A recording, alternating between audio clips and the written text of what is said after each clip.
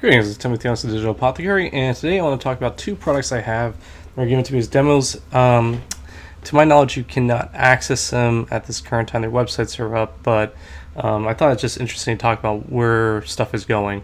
So what I have here is Haley and GoCap from Common Sensing Technology.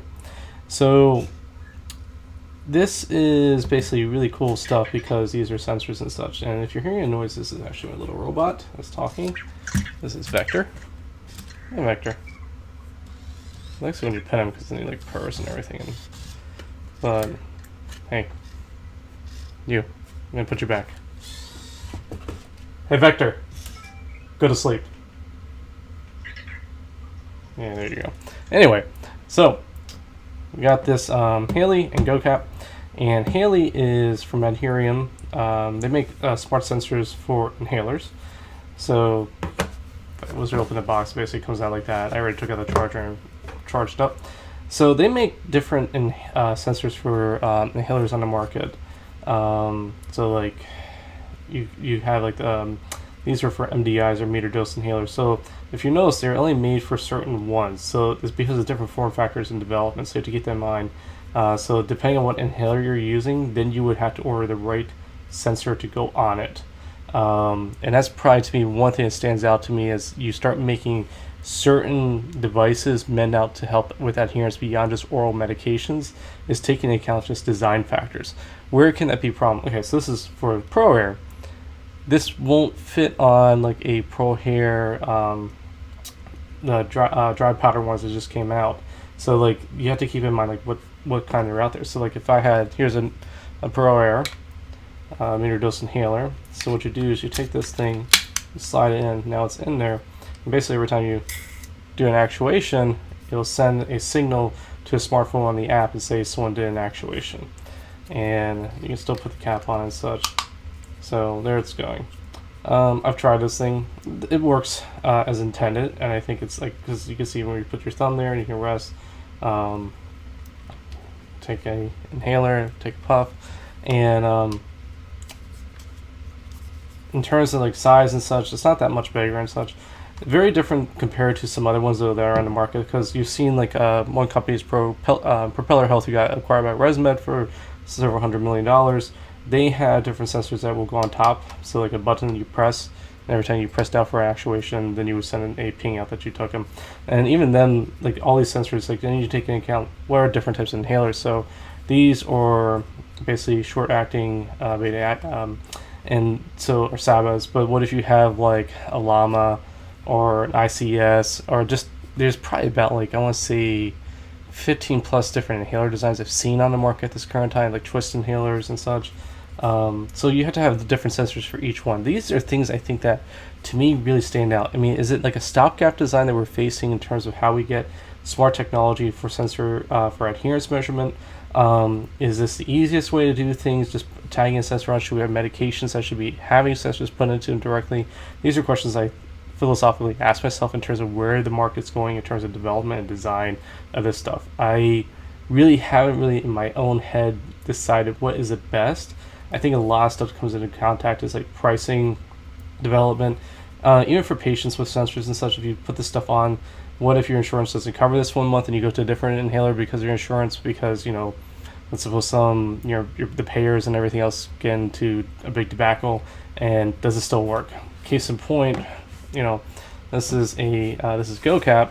So how this thing comes is, as you can see, the thing's already out, and I already charged it, but it comes with the charging kit and such, and this one is meant for a lab test. So you can see you have to really determine what is actually meant for the product and such.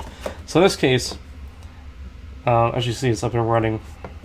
I hooked this up to the app and tried it a few times. It's quite interesting because this thing is one thing that's supposed to stand out to it is, so let's see if I'll read it real quick. Sometimes so it's sensing it's got something in there. It's supposed to, so as I'm letting this thing get up to speed with it, is that what I find these pens are very interesting is you're supposed to detect, when you're using them and such. This one's really cool because this actually detects how many units of insulin in there. Based on my understanding, it's supposed to sense within the nearest 10 units of how much insulin is remaining, which in the case of Lantus, depending on dosing, you'll get around there. So if I was to take this out and actually look at it, it's at 240. So it's about too close to 240 units. So it's going to give you an estimate of how much is remaining. So, I actually did a review with someone else about this stuff that basically would say there's a bunch of these types of like add-ons coming on, and if you look at Insulin Pen, you can do a lot with this thing. So how could you do it? You could put, as you see, a cap on here that could detect and keep track of these things. You could put something actually on a clip, or you could slide a pen into another device. I think sliding this pen, because of how it's designed, is not quite as easy. What I have seen is actually if you have cartridge insulin, which isn't too many in the United States, but they're very highly available overseas. I've seen you can have like a completely smart pen that you slide a cartridge into for insulin, and you can get really crazy then, because when we did our research on this stuff that was published in Diabetes Spectrum earlier this year, we found that there were sensors that could go on that could detect temperature, that could detect how much insulin was remaining.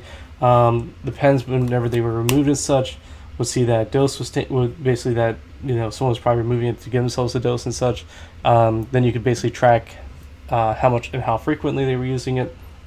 Some of them even had like a thing that clips you could put on for a flashlight to help keep track of where you're putting in such.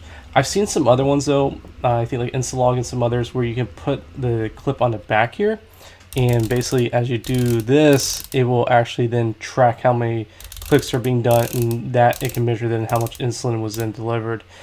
I think this stuff's very interesting from that perspective, because we definitely notice with insulin we have a lot of shortcomings. So what I mean by that is I still struggle with patients who may give themselves too much or too little insulin. Sometimes they can't remember how many times they actually inject themselves, and if you think about it, this could be very dangerous. I mean, you can have patients that could have hypoglycemia, may not know signs and symptoms, may not actually be testing themselves, and may actually have a medical misadventure that way. So collecting data, I think, on insulin use is very important. The one thing that is, where do things go in terms of diabetes care? What we're seeing is a movement towards, for self-monitoring blood glucose, is also towards continuous glucose monitoring technology. I think that's going to be very key coming up here in the near future. So where does this fit in? I mean, would we come to a point where we have CGM technology that can link to this device and say, hey, here's your glucose level, this is how much insulin you should be injecting and such, and then you have a smart pen that basically, as you take it, it will lock and say, hey, you're not allowed to inject insulin anymore. And that comes back to another thing, as I was talking about with inhalers, is are we going to get to a point where we see smart insulin pens? Eli Lilly and Novo Nordisk have been talking about making smart insulin pens for quite some time. So, what do you do with that? Do you make them also like, okay, it's stable for temperature, has temperature sensing, Bluetooth, you sync it with the device with your smartphone, and therefore every time you inject insulin, it knows down to the unit how much insulin was given. Maybe it gives warning and such. Does the data get fed back? Does Novo Nordisk or Eli Lilly team up with another CGM company, so like Freestyle Libre, that can go with this stuff? That's really, to me, that's really cool. The other thing is, though, do we move to a point where we see like the artificial pancreas start picking up as well? And I think that comes down to is like, where do we see insulin treatment going in the end? The other thing to keep in mind with pens in the US is the fact that pricing. I think that, when insurance covers these things, it's a lot easier for patients than having to take a vial and drawing up through a syringe to inject themselves. Pens I always kind of like, just from the idea that, hey, it's there, let me attach a microneedle to that and inject, and like just measure out 10 units and there I'm good. And versus let me draw up, make sure there's nothing and such. So these are easier to carry around. Even like, I think you have to take those design aspects into account then, because you want something that's easy to still carry around. You can't be huge and bulky, or that impedes you from actually giving how much insulin you actually need. So this is stuff that I've been following for quite some time. I find them very interesting in terms of how they're being developed. I really applaud a lot of developers and startups trying to get into this space. it's just going to be, if you've seen me on my website and me tracking all these different devices out there, it's like who's going to be the winners, who's going to stand out. I think they also need to making partnerships with pharma in terms of trying to get some buy-in. I think from the other aspect is, do payers want to cover this? Is it going to be covered by insurance?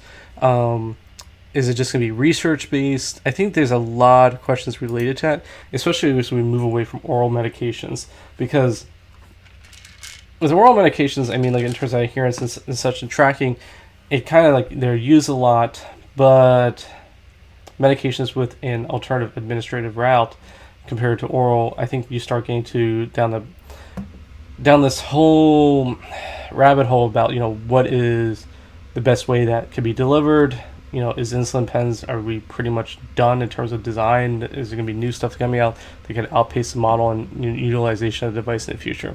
So these are things I think about. I just want to talk about in general with these two, just showing what I've been seeing being developed and just considerations going through in the future. I'm really hoping to see more of this stuff in the future in terms of like application based and more rollout. But for right now, really cool stuff. So this is Timothy Yonks, the Digital Apothecary. Thank you for watching and have a good day.